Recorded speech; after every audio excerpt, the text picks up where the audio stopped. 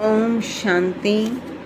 आज के महावाक्य अव्यक्त मुरली के 23-3-70 के बालक मालिक हैं, इसलिए सामान बिठाते हैं तख्त पर, संदली पर। व्यक्त रूप में तो यह सेरेमनी कर रहे हैं, लेकिन अव्यक्त रूप में यह सेरेमनी होती है। बालक को मालिक बनाया, अब से तख्त नशीन बनाते हैं। साकार में थी दिल के तख्त नशीन, अब है सर्विस की तख्त नशीन, और भविष्य में होगी राज्य तख्त नशीन। संगम पर तख्त नशीन अभी बनते हैं। ड्रामा में जो पार्ट ढूंढा हुआ है वह कितना रहस्य युक्त है, इसको दिन प्रतिदिन स्पष्ट समझते जाएंगे।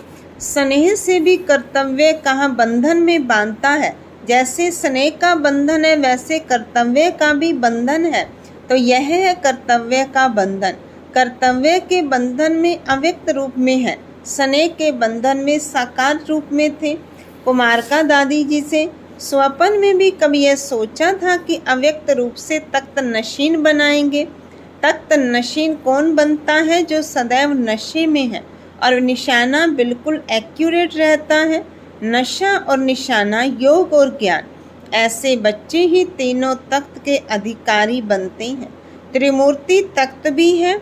अगर एक तख्त नशीन बने तो तीनों तख्त के बनेंगे। बाप तख्त नशीन बच्चों को देखते हैं तो क्या होता है? बाप दादा को भी नशा होता है कि ऐसे लायक बच्चे हैं। जानकी दादी जी से अब तक वाणी मूर्त बने हो, फिर बनेंगे साक्षात्कार मूर्त। अभी वाणी से औरों को साक्षात्कार होता है, लेकिन फिर होगा साइलेंस से साक्षात्कार।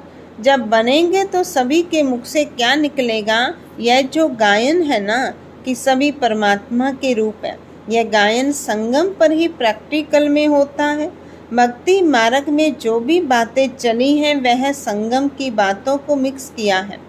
तुम्हारी अंत में यह स्थिति आती है जो सभी में साक्षात बाप दादा की मूर्त महसूस होगी।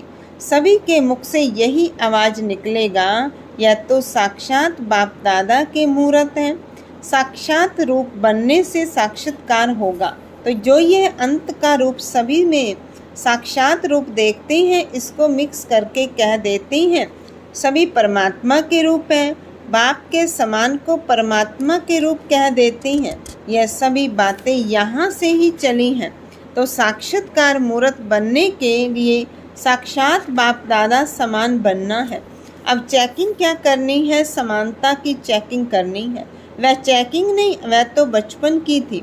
अब यह चेकिंग करनी है। जितनी समानता उतना सम्मान मिलेगा। समानता से अपने सम्मान का पता लगा सकते हैं। समानता कहाँ तक आई है और कहाँ तक समानता लानी है, यही चेकिंग करना और कराना है। यह भी टॉपिक है, जितनी जिसमें समानता देखो उतनी समीप समझो। समीप रतन की परख समानता है। चंद्रमणि दादी जी से आप सूर्यमणि हो या चंद्रमणि हो, चंद्रमणियाँ जो होते हैं उनका निवास स्थान कहाँ और सूर्यमणियों जो होते हैं उनका निवास स्थान कहाँ होता है? आप कौन सी मणि हो? दोनों हैं। शक्ति रूपी है और शीतल रूपी है।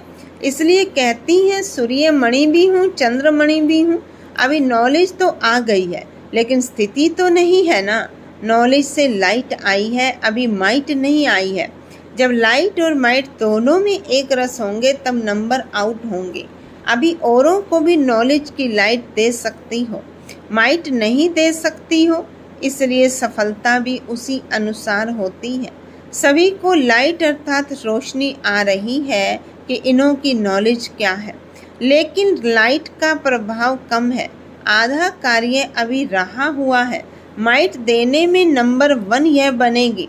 कोई कोई का लाइट देने में नंबर आए हैं, कोई का माइट देने में नंबर आगे हैं, कोई दोनों में है। तीनों क्वालिटी हैं। जब बाप दादा चिंदी पहनाते थे तो सभी तालियां बजा रहे थे।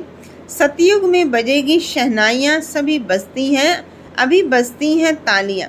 निर्मल शांता दादी जी से तन के रोग पर विजय प्राप्त कर रही हो। संगम पर ताज, तिलक, तख्त और सुहाग भाग सभी मिलते हैं। एक ही समय पर कर्म प्राप्तियां बाप दादा कराते हैं। जो एक जन्म की देन अनेक जन्म चलती है।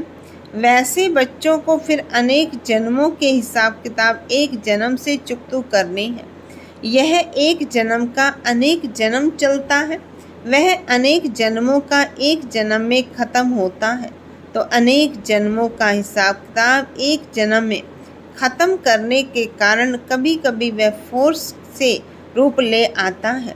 बाप दादा ये युद्ध देखना चाहते हैं, आप भी देखती हो अपनी व दूसरों की। जब साक्षी हो देखने लग पड़ते हो तो वह व्याधि बदल कर खेल रूप में हो जाती है। बाप दादा साक्षी हो देखते भी हैं और उनका साहस देखकर हर्षित भी होते हैं और साथ साथ सहयोगी भी बनते हैं। थकती तो नहीं हो ना? नहीं, अथक बाप के बच्चे अथक और अविनाशी हो। मालूम है अब क्या करना है? अब अंत में साक्षात्कार मूर्त बनना है। जितना साक्षी अवस्था ज़्यादा रहेगी उतना समझो कि साक्षात्कार मूर्त बनने वाले हो। अब अंतिम पुरुषार्थ यह रह गया है, साक्षात्कार मूर्त बन बाप दादा का साक्षात्कार और अपना साक्षात्कार कराना है। शांतामणि दादी जी से श्रेष्ठता लाने के लिए मुख्य गुण कौन सा है? जितनी स्पष्टता होगी उतनी श्रेष्ठता आती है। जो स्पष्ट होता है वही सरल और श्रेष्ठ होता है। संतुष्टता श्रेष्ठता के नज़दीक है और फिर जितनी स्पष्ट होती है उतनी सफलता भी होती है। सफलता फिर इतनी समीपता में लाती है। समीप रत्नों की निशानी किससे मालूम पड़ेगी? समानता से। बाप दादा के संस्कारों की समानता से समीपता का मालूम पड़ता है। तो जो समानता समीपता की निशानी है, आदि रतन हो आदि सो अनादि। जो आदि रतन है वह अनादि गायन योग्य है, क्योंकि आदि देव के रूप में मददगार है। आदि रतन ही सृष्टि के कर्तव्य के आधार है। रतन मोहिनी दादी जी से स्नेही हो या सहयोगी हो, दोनों स्नेही और सहयोगी दोनों समान है। जितना जो स्नेही उतना सहयोगी बनता है। सिद्धि सहयोगी के सिवाय रह नहीं सकता। जितना स्नेही है उतना सहयोगी भी उतना ही शक्ति रूप भी है। वह जब स्नेह सहयोग और शक्ति तीनों की समानता होती है तब समाप्ति होती है। इस समय डबल ताजधारी हो कि भविष्य में बनेंगे। संगम पर डबल ताजधारी हो। कौन सा डबल ताज है? एक है स्नेह का, दूसरा है सर्विस का। सर्विस का ताज जिम्मेवारियों का ताज, वह स्थूल और यह सूक्ष्म है। स्नेह का ताज सूक्ष्म है, जो जहाँ डबल ताजधारी बनते हैं वह वहाँ भी डबल ताजधारी बनते हैं। बाप दादा डबल ताज देते हैं। नंबर वार ताज तो होते हैं ना, यहाँ भी नंबर वार पुरुषार्थ अनुसार ताजधारी देखने में आएंगे। मनोहर दादी जी से जैसे साकार में जब अव्यक्त प्रोग्राम चले थे तो श्रृंगार कर बैठते थे, आज वही श्रृंगार किए हुए चित्र देखते हैं। हर एक की विशेषताएं अपनी अपनी हैं। जो विशेषता समीप लाती हैं उनकी विशेषता क्या है? सर्व से स्नेही और सर्व के सहयोगी बनना, यह विशेषता है। जो सर्व के स्नेही बनते हैं सर्व से स्नेह भी उनको प्राप्त होता है। सर्व स्नेही भी कौन बनते? जो सर्व त्यागी होते हैं। जो सर्व त्यागी होते वही सर्व के स्नेही और सहयोगी बनते हैं। ऐसे श्रेष्ठ संकल्प जो श्रेष्ठ पद के अधिकारी बनते हैं। संकल्प में भी सर्व के कल्याण की शुभ भावना हो। सिर्फ अपनी ही नहीं, ऐसे ही सर्व प्राप्तियों के अधिकारी बनो। ऐसे हैं, ऐसे को बाप दादा तथा सभी से सत्कार मिलता है। सत्कार का अधिकार लेना यह बहुत बड़ी बात है। अच्छा, ओम शांति।